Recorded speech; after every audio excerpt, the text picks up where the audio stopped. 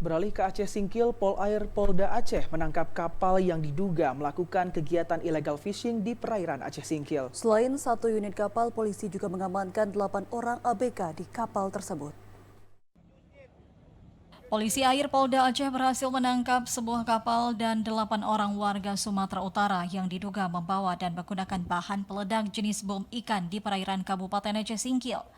Kapal dan 8 orang ini diduga melakukan illegal fishing di perairan Aceh Singkil dan saat ini telah diamankan di Polsek Singkil untuk pembuatan berita acara pemeriksaan tahap awal.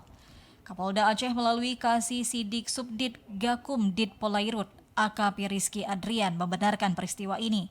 Ia menjelaskan bahwa penangkapan ini dilakukan guna menindaklanjuti keluhan masyarakat terkait dengan kegiatan penangkapan ikan dengan menggunakan bahan peledak.